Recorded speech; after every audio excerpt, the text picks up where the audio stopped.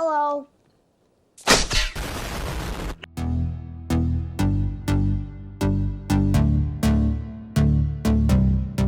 Hey everyone, so a few days ago I was out and decided to hit up a local thrift store in my house, and I found this amazing gem when I was walking through.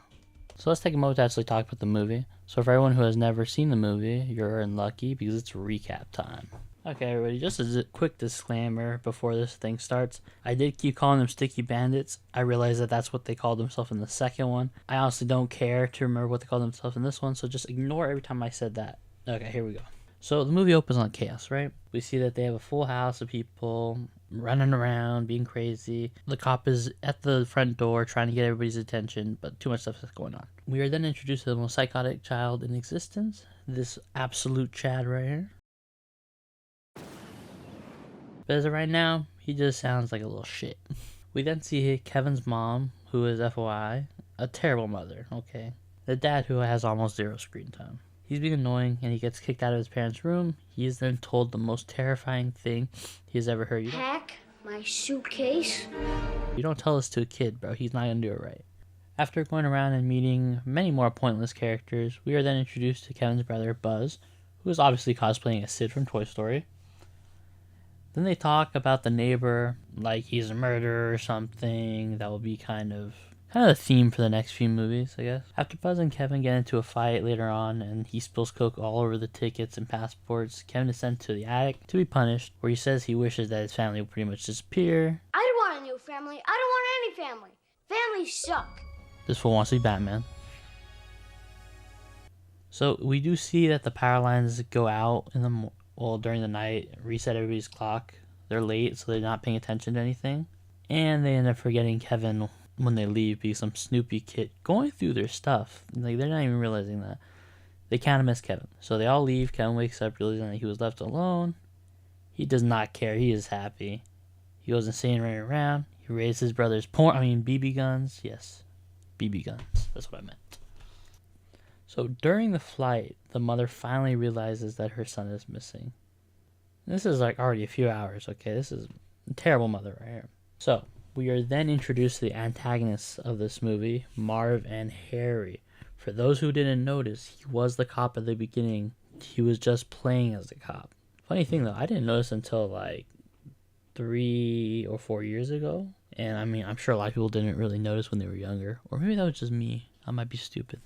So they're planning on robbing a bunch of houses where people went on vacation.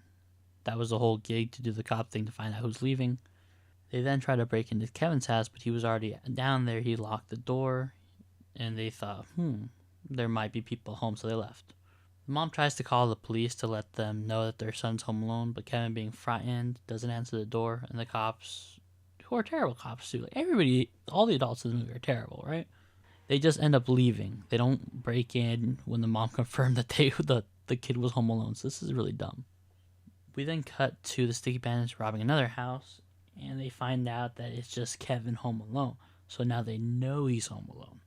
Kevin goes to the store where he runs into the scary old man from next door, makes a run for it. He almost gets hit by the van of the Sticky Bandits. By the way, that's what they call themselves. And he notices that the dude is actually the cop from the other day. Harry, who is the cop dude, notices this, right? And he follows the kid. But Kevin escapes to the church. Later that night, the Sticky Bandits drive by the house to rob it, but Kevin, being the genius that he is, fakes a party, making them think that, oh no, maybe they came back already. So we cut again to Kevin's mom, still trying to get away home, where she manages to get a flight halfway by trading her earrings to some old couple. We see that Kevin is finally starting to miss his family, and now that he has to take care of himself, he has to go to the grocery store where his bag's ripped. Adult problems now. When he gets home, the bandits will come to check the house again, because Harry still doesn't believe that he's not home alone. Kevin, being the absolute mad lad, tricks them into thinking that they're being shot at, which is really funny. This whole setup goes again in the second movie, which is hilarious. We cut again to the mom, who manages to hitchhike with some musicians, so she'll be there in like a day or two, right? But Kevin does overhear Marv and Harry talking outside the house about robbing that place tonight. So now he has to know that. That night, Kevin goes back to the church and has a really good talk with the old man, who is okay. Actually, he's just lonely. That's really his whole story.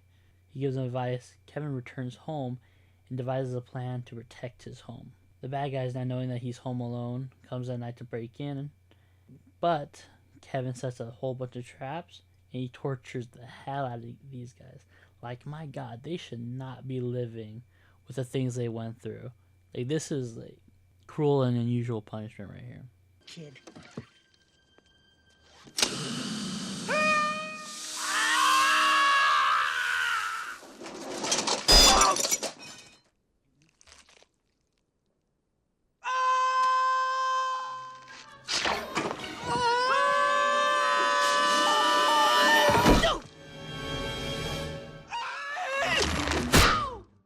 But after all the pain and torment Kevin inflicts on them, he then escapes to the other house across the street, and the Sticky Bandits finally catch up to him. They get their hand on him, and I'm pretty sure they were implying to torture and kill him. But Kevin, being the oh-so genius I've mentioned multiple times, called the cops beforehand, and he is saved by the older gentleman who saw that he was running and being chased, knocks them out, and the cops get there and arrest them.